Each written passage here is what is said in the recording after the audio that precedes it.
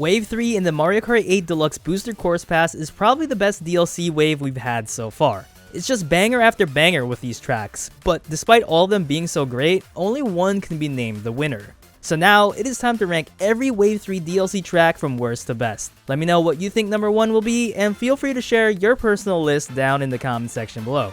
And with that, let's get started. As mentioned previously, I feel like every track is good in Wave 3, but if I had to choose what the weakest link is, it's gotta be GBA Boo Lake. As much as I enjoyed the original in Super Circuit, I find this version not to be as exciting or nearly as grand. The bouncy ramps are now replaced with smaller ones, they took out the invisible bridge, and overall, it just feels a lot smaller. It's also super simplistic with barely any alternate routes to take, which makes it forgettable compared to the rest on this list. It just sucks cause Boo Lake can be super fun in 200cc, and I like how we can actually go underwater to live up the, well, lake name, but I don't know. The track itself just doesn't have enough oomph to push higher in the ranks. I personally think Broken Pier would have been a better pick, but can definitely understand why Nintendo went with Boo Lake. It's already in Mario Kart Tour, so why not? Just barely inching out Boo Lake, we have Mario Kart 7's Toad Circuit. Just kidding. Got him! Nah, but seriously, at number 7 I gotta put Tour's Merry Mountain. Despite Merry Mountain being one of the most gorgeous tracks in the entire game, I am not the craziest fan of the layout. I feel like it's just an upgraded version of Sky High Sundae, you know, glorified oval syndrome. Not to mention, the alternate routes they give you are just not as viable to take. You seem to lose a lot of time riding up the railings here, and the half pipes are just simply too far away from the main road. You're honestly better off driving inward while trying to snag 2 single boxes instead. However, I do like the concept of driving downhill towards the end. It can be fun just cruising down the finish line, and the overall Christmas theme is a major plus. This is because this is the first time we're actually seeing a true Christmas themed track, and not just some plain winter theme like some of the others in the series. So yeah, it's a pretty one, but needs a lot more substance. At number 6, here we are with 3DS Rock Mountain. And let me just say, what a classic. One of the first tracks in Mario Kart 7 to showcase the gliding mechanic back in 2011. And just like in the E3 official reveal, the scenery never gets old. Rock Mountain is just a blast to drive on. Despite its simpler layout, I love how you're just not driving on a mountain the entire time. The cave leading to the Leap of Faith returns, the cut here is still as broken as ever, and seeing those rocks at the end trying to end our demise is a scary yet exhilarating feeling. But other than that, this track is more of a joyride to me. I don't get really that excited whenever it gets picked, because I don't think the challenge is really there. There's times where you're just going straight and doing not that much, and the overall glider experience isn't exactly the same as Mario Kart 7's, thanks to the gliding physics being different in Mario Kart 8. But, you know what? Rock Mountain is still a vibe. I don't hate it, I just don't necessarily love it. And since we are on the topic of 3DS tracks, at number 5 we introduced Mario Kart 7's version of Rainbow Road. 3DS Rainbow Road has never been one of my favorite Rainbow Road tracks, but I'm glad it came back as DLC. Not only is this track much more fun now thanks to the addition of 200cc and Mario Kart 8 Deluxe, but Nintendo really did up their game in terms of visuals. I mean, just look at these new rainbow textures. It looks super futuristic without looking too different from its traditional style. Yeah, I'm talking about you, Rainbow Road 8. Anyway, this track is unique because it's the only Rainbow Road to utilize parts of our solar system, and it's interesting that it's just one big gigantic lap. You get to drive around Saturn's rings, ride on the moon, shoot out this cylindrical thing with meteorites that you gotta watch out for.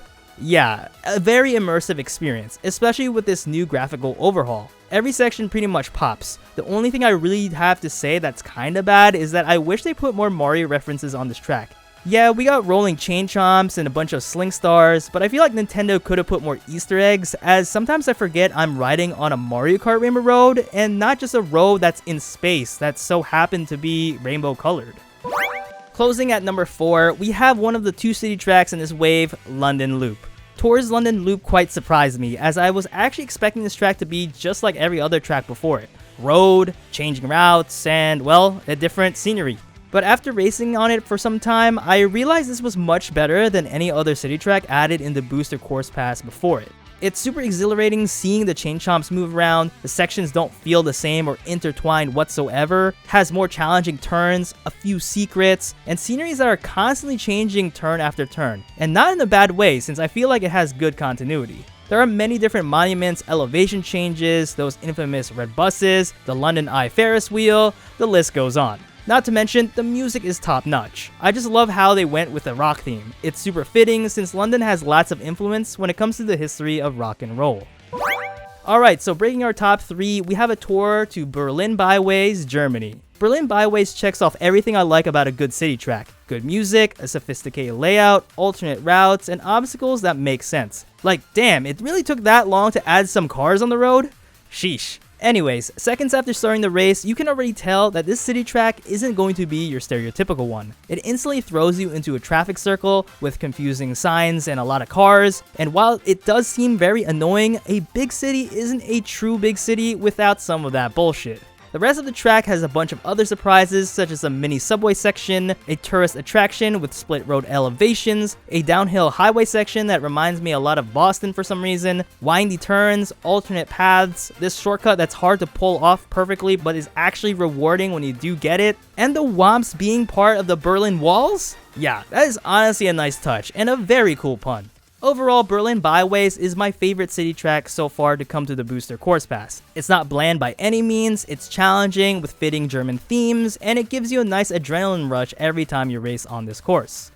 Taking the number 2 spot, we arrive at DS Peach Gardens. For a track based off of flowers and greenery, this track honestly slaps. I'm really happy that they made the first cut bigger because the tour version is what I like to call baby method, which is no bueno in my book. In addition, I like how they only made minor changes to the track, like those square patches of flowers now being shifted to the side, which I totally get. It can be super confusing to new players. In addition, I find it cool that they decided to replace the last bush section with a piranha plant in the center instead. It still provides a hazard to players while also being a better design choice. The biggest change Nintendo made, however, is definitely the idea of forcing everyone to go around backwards in the last lap. It's refreshing to see, and we get to fly over the maze section, which is definitely not something I could have ever thought about doing in my entire lifetime. Overall, I'm extremely happy that the track itself didn't change too much. Honestly, the things that did change were for the better. The only thing I did find boring is how they got rid of the trees and ramps in the mole section. The off-road is simply just too bare, but it's a small detail that doesn't really take away from the true experience.